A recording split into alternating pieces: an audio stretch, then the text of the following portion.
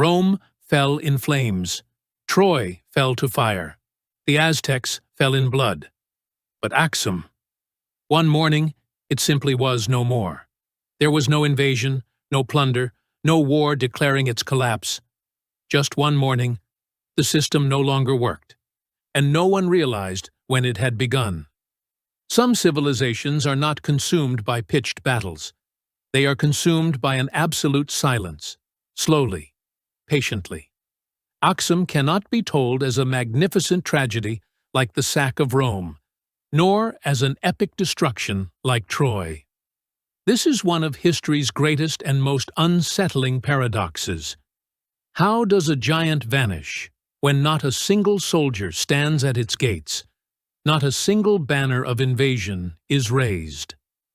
The Kingdom of Aksum ruled over the rugged, mist-covered highlands of modern Ethiopia.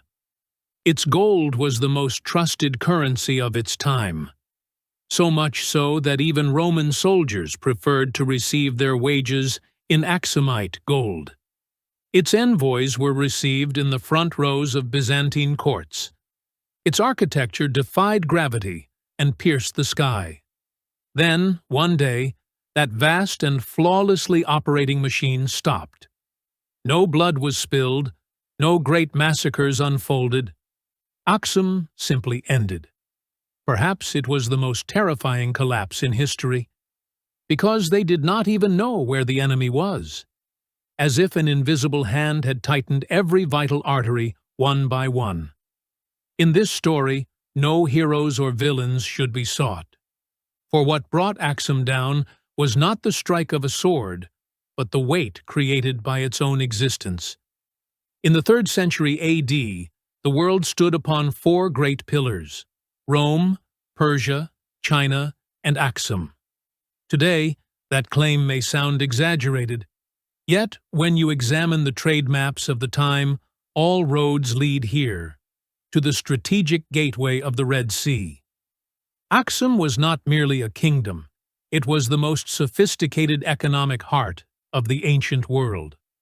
At the port of Adulis, the scent carried by the wind, fresh spices from India, ivory, myrrh, and frankincense drawn from Africa's untouched forests, an exotic symphony of noble wines and shimmering glasswork brought from Rome. All converged in Aksum. The monoliths that still rise like colossal fingers into the Ethiopian sky stand as proof of Aksum's power. Carved from single blocks of granite, these towers exceeded 30 meters in height. They were designed like stone stairways ascending toward the heavens. These towers were not merely royal tombs, but cosmic challenges. We are here. Our roots lie in the heart of the earth, and our heads dwell among the gods. Aksum was the first sub-Saharan African state to mint its own gold currency. These coins sealed its economic sovereignty. Through them, the portraits of its kings traveled across the ancient world, from crowded markets in India to the tables of bankers in Alexandria. It was also among the first empires to adopt Christianity as a state religion. This granted not only a spiritual identity, but also an unshakable diplomatic bridge to the Eastern Roman Empire. Everything appeared flawless, and precisely for that reason, no one noticed the danger. For systems that appear perfect conceal their fragility. Yet here, the question deepens. How does a system that has reached such a high level of civilization, that holds the world's trade in its grasp, collapse without war? The answer lay hidden within the fine capillary cracks grown from its own success. Empires rarely fall in a single great explosion. More often, they dissolve under the internal friction created by their own complexity. Cracks had begun to appear in Aksum's walls, but these were not the fractures made by battering rams striking the gates. They were the silent, deep whispers of geopolitics and nature. Aksum owed its existence to its ability to act as an intermediary state. It controlled the vital strait between East and West. But by the 7th century, a new power was rising on the Arabian Peninsula. The balances of the ancient world were overturned. Islam was spreading rapidly. The Red Sea trade, the lifeblood of Aksum, began slipping beyond the kingdom's control. Yet what is striking is this: the emerging caliphate did not attack Aksum. It did not besiege it.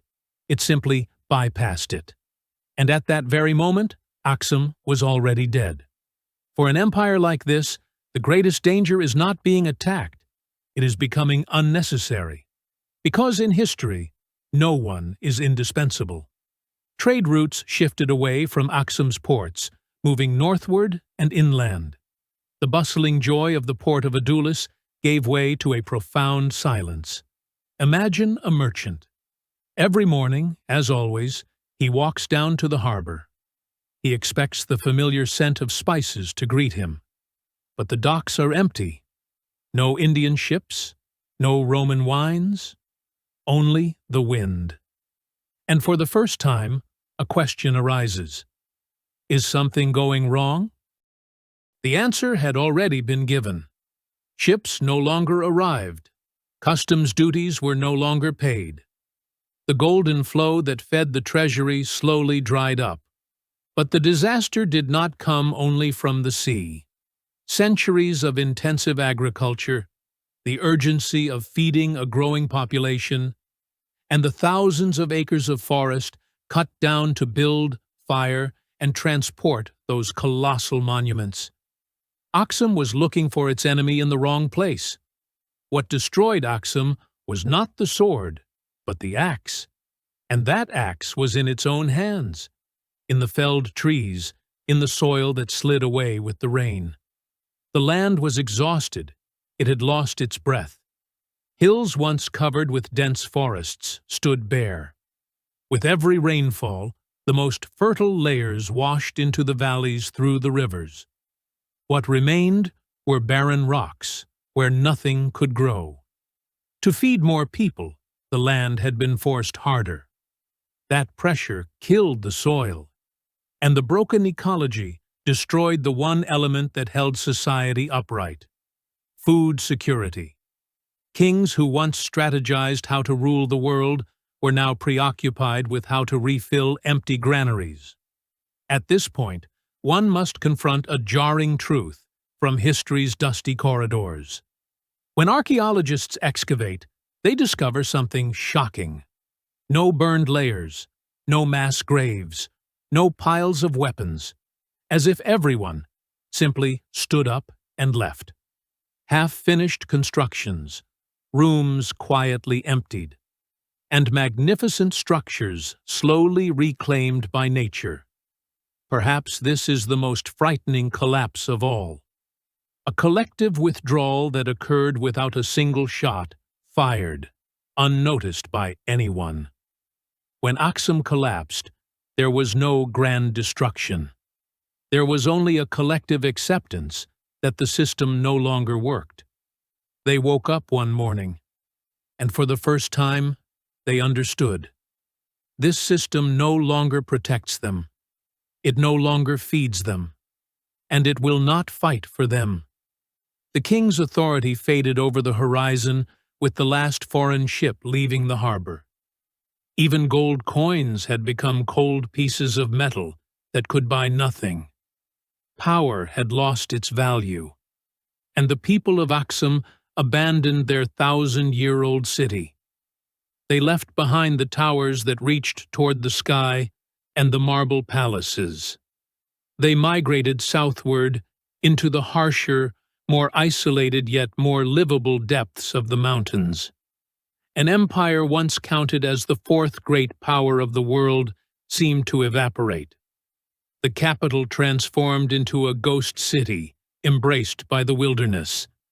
Aksum's complex structure gave way to small, local, inward-looking villages.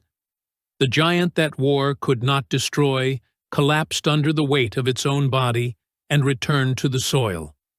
This collapse is sometimes simplified as bad luck or climate change. The profound philosophical lesson history offers is overlooked. The story of Aksum is, in truth, a cinematic tragedy written about the nature of systems. Global trade networks, delicate climate balances, centralized power structures. As complexity increases, fragility increases.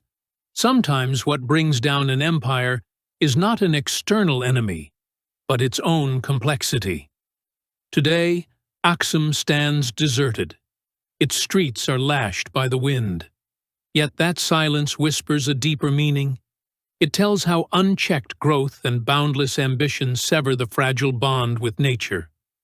Aksum was not alone, and it will likely not be the last. Because today, the world is far more complex than Aksum ever was.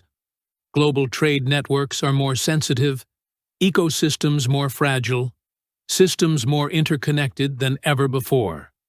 One day, we too may wake up, and the system may no longer work. Perhaps the most dangerous collapse is the one applauded as it approaches. And when the applause finally fades, it is already too late.